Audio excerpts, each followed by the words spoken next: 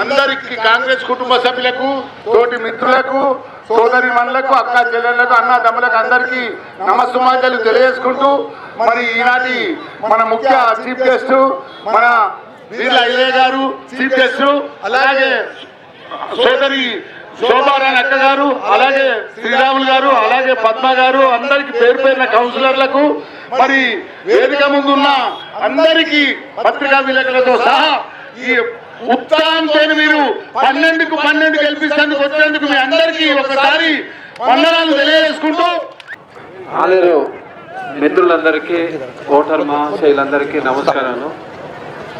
ఇది ఆలేరు నియోజకవర్గంలో 2 మున్సిపాలిటీలు ఉన్నాయి, యాదగిరిగుట్ట, ఆలేరు.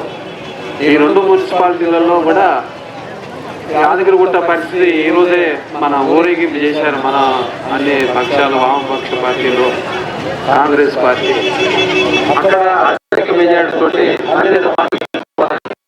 12 వాళ్ళ యాదగిరిగుట్ట మనకు కాంగ్రెస్ కైవసం అవుతుంది. అందులో సిపిఐ పార్టీ భాగస్వామ్యం ఉన్నది. ఆలేరు ప్రజలందరికీ మీకు తెలియాల్సిన విషయం ఏంటంటే, చైతన్యమైనటువంటి ప్రజలు ఇక్కడ అన్ని విషయాలు, రాజకీయం కానీ అన్ని విషయాలు కానీ బాగా తెలిసినటువంటి ప్రజలు మీరంతా కూడా. ఇక్కడ చాలా సమస్యలు ఉన్నాయి. ఎమ్మెల్యే గారికి, మన ఐలే గారికి అన్ని విషయాలు బాగా క్లుప్తంగా 2-3 సంవత్సరాలుగా ఆయన తెలుసుకున్నాడు. అధికారం లేనప్పుడు కూడా ఆయన పర్యటన చేసి చాలా విషయాలు తెలుసుకున్నాడు. నేను ఒకటే నిమిషం మాట్లాడి ముగిస్తాను. ఇక్కడ ప్రభుత్వ భూములు ఉన్నాయి.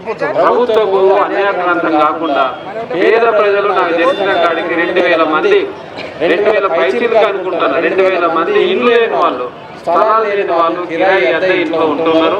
వాళ్ళందరూ కూడా ప్రభుత్వ భూములు ఎక్కడెక్కడ ఉన్నాయో వాటిని సర్వే చేసి అద్దులు పెట్టి ఆ పేదలకు కావలసినటువంటి కనీసం 100 గజాల భూమి ఈ ప్రభుత్వ హయాంలో ఇప్పించడానికి మన విప్ గారు, ఎమ్మెల్యే గారు చాలా కృషి చేయాల్సిన అవసరం ఉందని అందరికీ తెలియజేస్తా ఉన్నా. పేద ప్రజలంతా కూడా ఈ విషయాన్ని గమనించండి. ఎక్కడైతే మన ప్రభుత్వ భూములు ఉన్నాయో ఆ భూములను కూడా మనిషికి ఒక కుటుంబానికి 100 గజాల చొప్పున మన ప్రభుత్వం అలాట్ చేస్తే మంచిగా నేను వారికి విజ్ఞప్తి చేస్తా ఉన్నా. నేను అంతకన్నా మించి మాట్లాడాల్సింది ఏం లేదు. వామపక్ష పార్టీలు, కమ్యూనిస్ట్ ఆలేరు నియోజకవర్గ ఎమ్మెల్యే ప్రభుత్వ వీళ్ళ గారికి, వేదిక మీద ఉన్నటువంటి పెద్దలు, పోరాట యోధులు, సిపిఐ నాయకులు గోద శ్రీరాములన్న గారికి, ఉపేంద్ర గారికి, నీలం పద్మ గారికి, మరియు మండల పార్టీ జిల్లా పార్టీ నాయకులకు, చెక్క వెంకటేష్ గారికి, ఈ కార్యక్రమంలో పాల్గొంటున్నటువంటి ఆలేరు మహిళా సోదరిమణులకి, సోదరులకి, 12 వార్డులకు పోటీ చేస్తున్నటువంటి అభ్యర్థులకి అందరూ కూడా పేరు పేరున అనేక నమస్కారాలు, ధన్యవాదాలు తెలియజేస్తా ఉన్నారు. ఇవాళ మనందరం కూడా మంచి నిర్ణయం తీసుకునే రోజు ఆసన్నమైంది. ఆలేరు పట్టణం నియోజకవర్గ హెడ్ క్వార్టర్ గా ఉండి ఇవాళ అభివృద్ధి నోచుకున్నటువంటి పరిస్థితి మనం చూసినాం. 10 సంవత్సరాలుగా ఒక సీతకన్ను చూసిన ఆలేరు పట్టణం పైన ఇవాళ ఆలేరు నియోజకవర్గాన్ని అభివృద్ధి చేసుకునే సమయం మనకు ఆసన్నమైంది.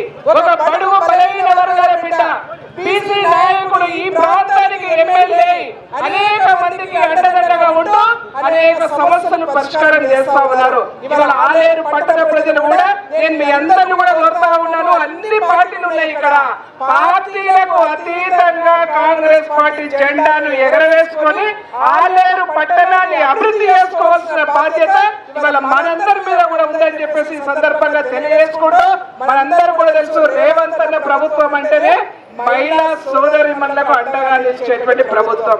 మనకు తెలుసు, ఫ్రీగా బస్సు ఇస్తున్నారు, రేషన్ కార్డు ఇచ్చిర్రు, సన్న బియ్యం ఇచ్చిర్రు, రైతు బంధు ఇచ్చిర్రు, ఇండ్లు ఇచ్చిర్రు.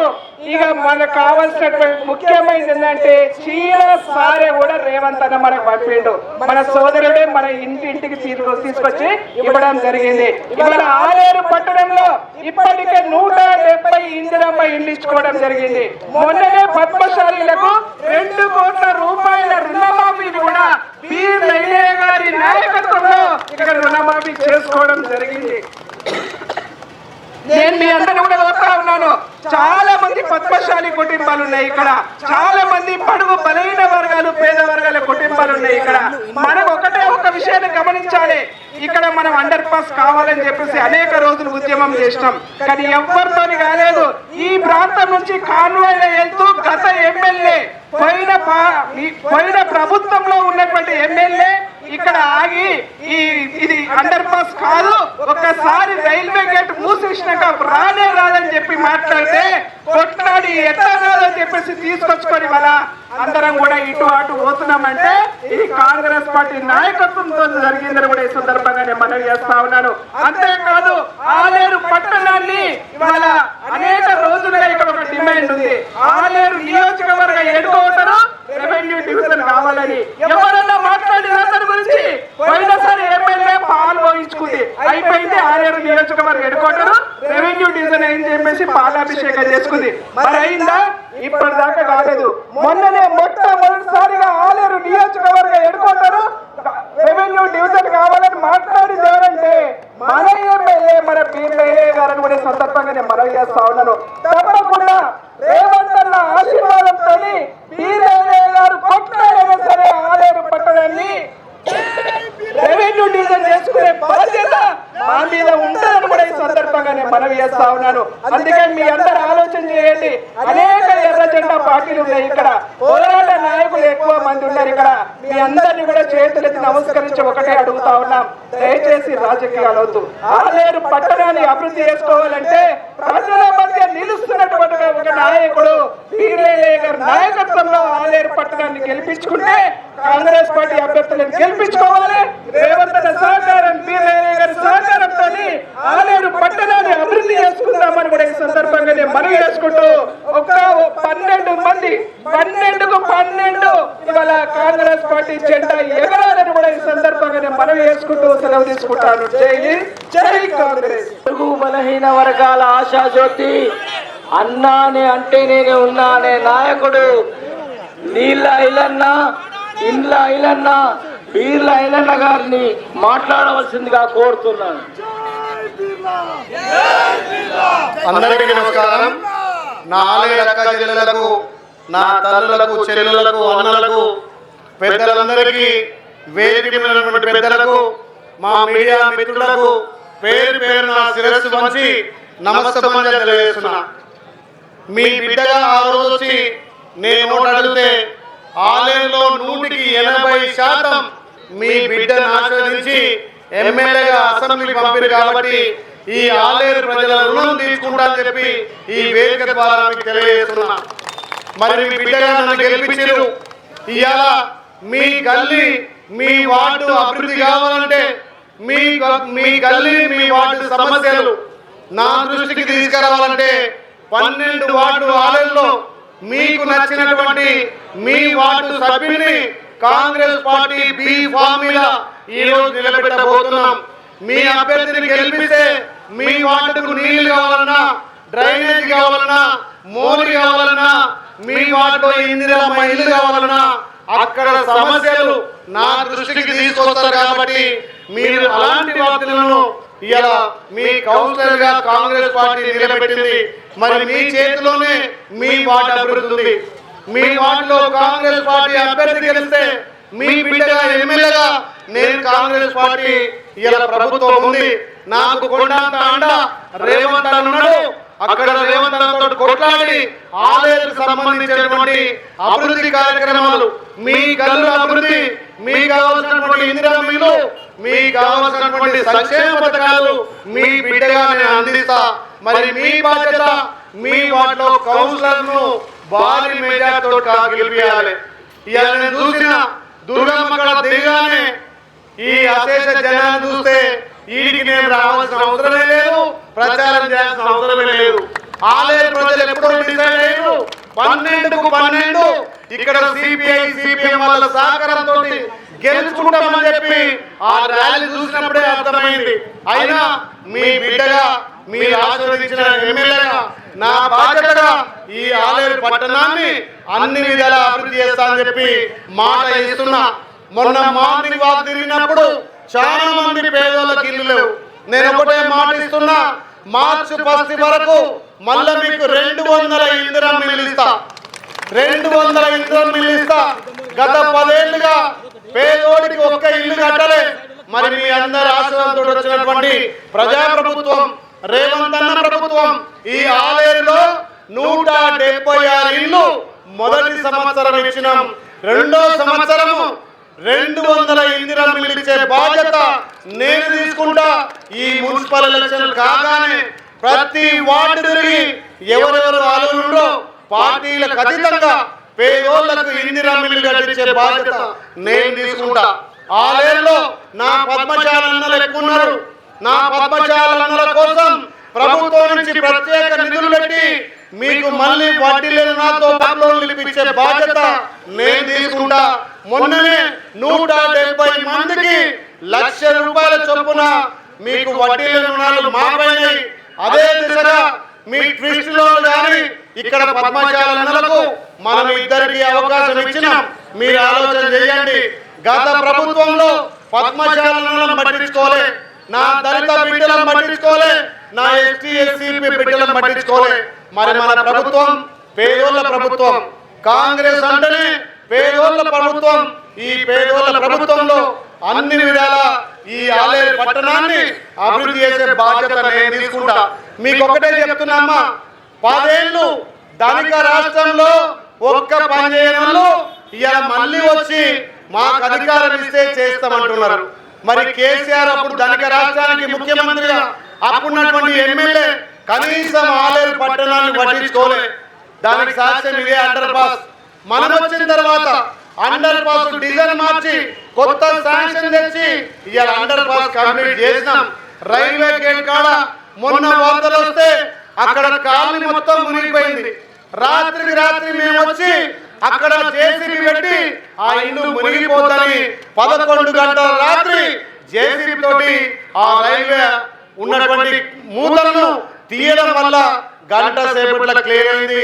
నేను ఒకటే మాటిస్తున్నా, గేట్ అవుతున్న వాళ్లకు ఎంత వర్షం రాని మీ ఇళ్లకు నీళ్ళు రాకుండా పర్మనెంట్ గా డ్రైనేజీ చేస్తానని చెప్పి మీకు మాట ఇస్తున్నా.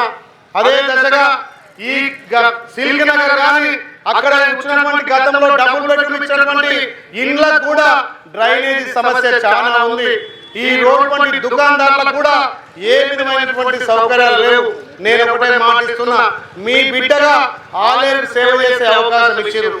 ఇప్పుడు మీ గల్లీలో మీ వార్డులో మీకు సేవ చేసే నాయకులకు అవకాశం ఇవ్వమని చెప్పి విజ్ఞప్తి చేస్తున్నా. వాళ్ళ అధికారం ఉండి ధనిక రాష్ట్రంలో వాళ్ళు ముఖ్యమంత్రిగా, మంత్రులుగా, ఎమ్మెల్యేలుగా ఎన్నడూ కూడా ఆలయం పట్టించుకోలే. మరి అలా వాళ్ళకి ఏం అధికారం ఉంది? అధికారం ఉన్నప్పుడే ఆలయం పట్టించుకోవాలి. అధికారం పోయిన తర్వాత కౌన్సిలర్ గెలిచి ఏం చేస్తారో మీరు ఆలోచన చేయండి. కనీసం మున్సిపల్ బిల్డింగ్ కూడా కట్టలేని వాళ్ళు మళ్ళీ ఇలా మున్సిపల్ రావాలని చూస్తున్నారు. ఇద్దాం అవకాశం. గతంలో కేసీఆర్ ఏమన్నది, ఎవరు అధికారంలో ఉంటే వాళ్ళకి అధికారం ఇవ్వాలి గ్రామాలలో అనేది. గాడి కట్టేసి ఆవు పాలు విడతాడా అన్నాడు కేసీఆర్. అంటే అధికారం టీఆర్ఎస్ ఉంది, అప్పుడు వాళ్ళనే గెలిపిమన్నాడు. మరి ఇప్పుడు ఆయనకే చెప్తున్నా, వాళ్ళ టీఆర్ఎస్ చెప్తున్నా, అరే రాష్ట్రంలో మా ముఖ్యమంత్రి పెద్దన్న రేవంత్ అన్నాడు, ఇక్కడ ఆలయ ప్రజలకు మీ బిడ్డగా, మీ కొడుకుగా, మీ తమ్ముడుగా ఆలయకు సేవ చేయడానికి బీర్లైలు ఉన్నాడు. మరి ఇలా కాంగ్రెస్ వాళ్ళని గెలిపియాలా? మీకు అధికారం ఉన్నప్పుడే పనిచేయాలి, మిమ్మల్ని గెలిపియాలా? సరిపోదా? 10 ఏళ్ళు ఆలయం దోచుకొని దాచుకొని ఇక ఆయన గురించి చెప్పొద్దు. మొన్న ఏడుస్తున్నాడ, నేను పోటీ చేయను తిట్టకు, నన్ను పోటీ చేయను తిట్టకు. దళితులను ముంచిండు, నా మైనార్టీలను ముంచిండు, నా పద్మశాలన్నకి ఏమి ఇయ్యలే. మళ్ళీ వచ్చి ఏ ముఖం పెట్టుకుని ఓడతారా? ఏమో నీ కోటానికి హక్కుందా? ఆలయం అంధకారంలో పెట్టి 10 ఏళ్ళు మొత్తం సంపాదించుకొని మళ్ళీ ఇలా గల్లపొండు తిరిగి మా కోటాలు అంటున్నారు. మేము కాంగ్రెస్ పార్టీని నమ్ముకొని కాంగ్రెస్ జెండా మోసి కాంగ్రెస్ పార్టీలో పేదలకు సంక్షేమం అందించడానికి మెయిన్ టికెట్లు ఇస్తే పైసలు ఉన్న వాళ్ళకి వాళ్ళ టికెట్లు ఇస్తున్నారు. ఇంకో ముచ్చట, కేంద్రంలో బీజేపీ, ఇక్కడ బీఆర్ఎస్ రెండు ఒకటే చీకటి ఒప్పందాలు చేస్తున్నాయి. ఒక వాటిలో నువ్వు పోటీ చేయి, ఒక వాటిలో నేను పోటీ చేస్తా. ఫ్రెండ్లీ కాంటెస్ట్ అట. ఇగో కమ్యూనిస్టులను కలుపుకున్నాం, వాళ్ళు పోరాట యోధులు, ఇద్దరం కలిసి వస్తున్నామని చెప్పి ఇలా సభ ముందు చెప్తున్నాం. అదే బీజేపీ టీఆర్ఎస్ ఏమంటున్నారు, చీకటి ఒప్పందాలు, ఈ వాటిలో నీకేస్తా, ఆ వాటిలో నాకే. ఇది ఎక్కడికి పోతారా భయ్? ఇప్పటికే ఉన్న ఈజీఎస్ తీసుకుపోయి గడ్డ కలిపిండు. ఇక్కడ బాదురుపేట ఉంది, మా బాదురుపేట అక్క జిల్లాలో ఏం పాపం చేశారు? బాధపడని తీసుకొచ్చి ఆలయంలో కలిపారు. ఇవాళ ఉపాధి లేకుండా పోయింది. మళ్ళా ముస్లిం కన్నీరు కాసి బాధపేటను సపరేట్ చేస్తాం. మీరే కదా తీసుకొచ్చి ఆలయంలో బాధపేట కలిపింది. ఆలయంలో బాధపేట కలిపింది మీరే కదా. గ్రామ పంచాయతీ జరగబట్టి మీరే కదా. మరి అట్లాంటి దుర్మార్గులు మళ్ళీ బాధపేట పోయి ముసలి కన్నీరు కాసి గ్రామ పంచాయతీ చేస్తున్నాం. ఏంది అయ్యే జాగిరు ఉందా తెలంగాణ? రేవంత్ అన్న జాగిరు, కాంగ్రెస్ జాగిరు, పేదోళ్ళ జాగిరు. ఈ పేదోళ్ళంతా ఓట్లేసి గెలిపించినటువంటి ఇందిరమ్మ రాజ్యంలో తప్పకుండా బాధపేట ప్రజలకు నేను మాట ఇస్తున్నా. వచ్చే గ్రామ పంచాయతీ ఎలక్షన్ లో మీ గ్రామ పంచాయతీ సపరేట్ చేస్తా. మా పద్మశాలలకు మాట ఇస్తున్నా, మీ సపరేట్ నిధులు తెస్తా. పద్మశాలకు సపరేట్ నిధులు తెస్తా. ఈ గ్రామంలో అర్హులందరికీ ఇందిరమ్మ ఇల్లు ఇస్తా. మొన్ననే మా అక్క ఇందిరమ్మ చీర కట్టుకొచ్చింది. గతంలో 60 రూపాయల బతుకమ్మ చీర ఇచ్చి మేము ఆడపిల్లలకు బతుకమ్మ ఇచ్చినాం. అరే అయ్యా నీ చీర ఎట్టుందిరా, 60 రూపాయలు ఇచ్చి ఆడపిల్లల ఆత్మ గౌరవం దెబ్బతీస్తే ఇవాళ తల్లిగారింటి కంటే వచ్చిన చీర, తల్లిగారింటి కంటే వచ్చిన చీర ఇందిరమ్మ చీరలు ఇస్తే కూడా దీని మీద కూడా దుష్ప్రచారం చేస్తున్నారు. మీరు ఎవరి మాటలు నమ్మద్దమ్మా. అధికారం ఉన్నప్పుడే చేయనోళ్ళు అధికారం పోయినాక వాళ్ళు కౌన్సిలర్లు గెలిచి కూడా ఏం చేయలేరు. మీరు దయించి మీ బిడ్డను ఎట్లయితే మెజార్టీతో గెలిపించారో రేపు మీ వార్డులలో 12 మంది 12 కౌన్సిలర్లకు మీరు చెయ్యి గుర్తు మీద ఓటేసి మంచి మెజార్టీ గెలిపి ఆలయ అభివృద్ధి మీ చేతిలోనే ఉంది. ఆలయ అభివృద్ధి మీ చేతిలోనే ఉంది. ఆ ఒక్క ఓటును దయచేసి వాళ్ళు ఇచ్చే పైసలకు వాళ్ళు ఇచ్చే మందుకో మీరు అమ్ముకోవద్దు. తల్లి లాంటి పార్టీ కాంగ్రెస్ పార్టీ, పేదల పార్టీ కాంగ్రెస్ పార్టీ, ఎన్నో సంక్షేమాలు అందిస్తున్న పార్టీ కాంగ్రెస్ పార్టీ. మీ బిడ్డగా ఆలయాన్ని అభివృద్ధి చేయడానికి నేను ముందుకు వస్తున్నా. నాకు ఇక్కడ 12 వార్డులలో మీ బాధలు, మీ సమస్యలు, మీ వార్డులలో ఉన్నటువంటి సమస్యలు నా దృష్టికి తీసుకొచ్చే సభ్యులను గెలిపించాల్సిందిగా మీ అందరికీ విజ్ఞప్తి చేస్తూ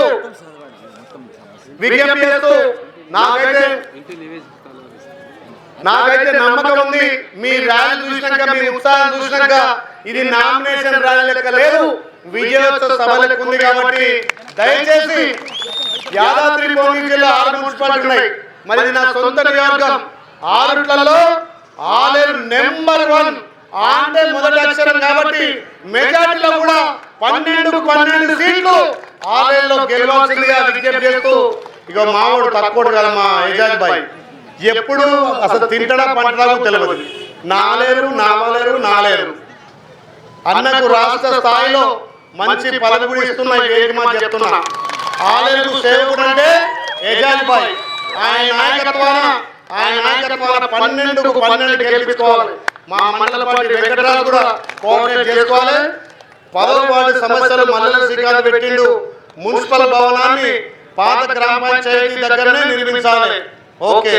కుమ్మరివాడ ఆంధ్ర వాడలకు బయలుకుంట నుండి ఇల్లు నీళ్లు రాకుండా ఇప్పుడే మల్లరాజు అమ్మకు అవ్వలకు తాతలకు గేట్ లోపల ప్రభుత్వ పాత గ్రామ పంచాయతీ దగ్గరనే పెన్షన్లు ఇచ్చుట గురించి తక్కువ మహానుడు మల్లెల శ్రీకాంత్ పాడతాను.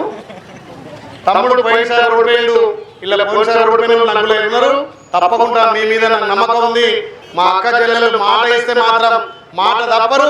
మీ బిడ్డ ఎట్లయితే నన్ను గెలిపించారో ఈ 12 మంది బిడ్డలు కూడా మీరు భారీ మెజార్టీతోటి గెలిపించాల్సిందిగా 2 చేతులు వచ్చి మీ నమస్కారం చేస్తున్నా. జై కాంగ్రెస్, జై కాంగ్రెస్, జై గుర్తుకే, జై గుర్తుకే, జై గుర్తుకే. రేవంత్ రెడ్డి గారి నాయకత్వం, రేవంత్ రెడ్డి గారి నాయకత్వం, సోనియా గాంధీ గారి నాయకత్వం. జై కాంగ్రెస్, జై కాంగ్రెస్. Thank you.